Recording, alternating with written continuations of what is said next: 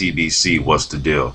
So good news with these negotiations between Joseph Parker and Carlos Takam. It did not have to go to a purse bid. The fight is set for May 21st now. May 21st is going to be a very, very, very exciting day for heavyweight fans.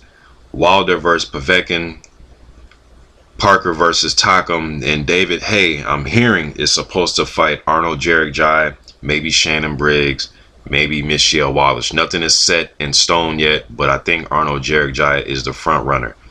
Nevertheless, David Haye will be fighting May 21st against an opponent. So it's going to be 3 really good fights, 3 fights, significant, meaningful fights at that.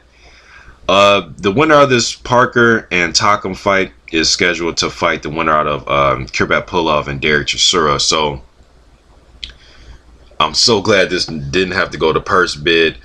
You know, I've been speaking to some Joseph Parker fans, and a lot of the fans think that this is like an easy step up against some gatekeeper type of opponent with Carlos Takam. A guy told me that, you know, Takam's short. He's a plodding pressure fighter with average power.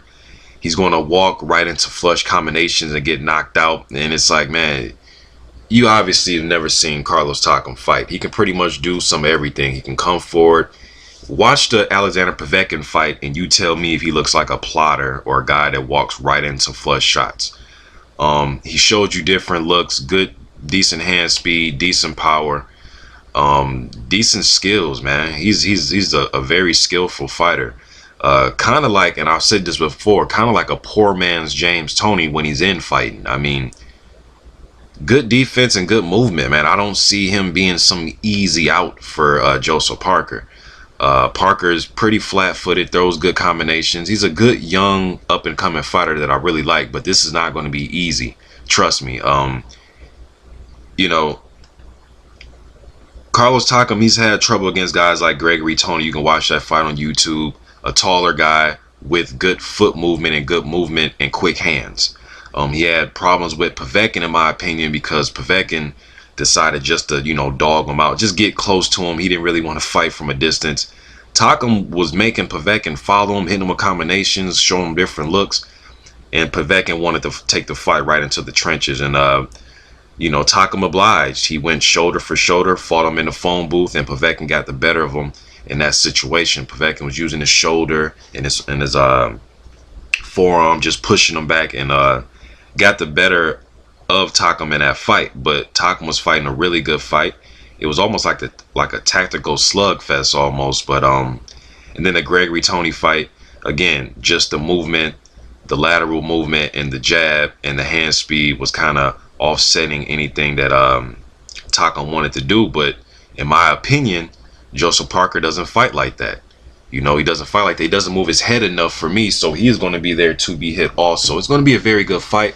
I don't think it's an easy fight for either guy, but just based on experience and from what I've seen and how they deal with different styles, I would probably favor Takam in the fight. But I understand that Joseph Parker is on a upward trend of his career, and right now he's in the, you know, prime of, or entering the prime of his career, entering the stage of, you know, his grown man strength, his full grown man strength. So I could see, you know, the betting odds is probably going to favor Parker. The fight will be in New Zealand. Now, I made quite a few videos about guys not wanting to go over to New Zealand to get this fight, and they're saying that you know, it's the biggest fight of his young career, which I agree, and they suggested to be the most lucrative in the history of prize fighting in New Zealand, with a combined purse of more than $1 million to be at stake. So I'm glad Duco Events was able to get this fight over there. I'm glad that Cunningham agreed, you know, to go over there and fight. I remember hearing from fans probably a few weeks ago them saying that they think Takam was going to pull out the fight, and I'm just like, why does everybody keep shitting on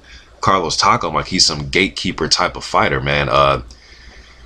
You know, Parker isn't a huge heavyweight. He's not like 6'9", 6'7". He isn't one of those type of heavyweights where he's, you know, where the size is so significant. Like if, you know, if Takam was fighting like a Fury or a Klitschko or a Deontay Wilder, where I think their reach and their height advantage will give him a problem. But in my opinion, Parker likes to fight mid-range fights. He doesn't like to really fight using his jab or, He likes to fight mid-range fights, like to get close and land combinations and hooks. He fights like a small man, meaning that he wants to get close to let his punches go.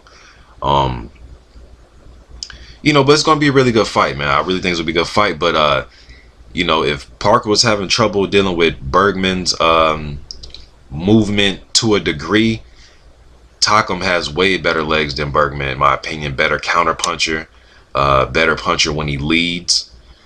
Just an all-around better. It's going to be by far the toughest fighter that Joseph Parker has fought. I will do a prediction video on it probably in a few days here, but just getting this out there.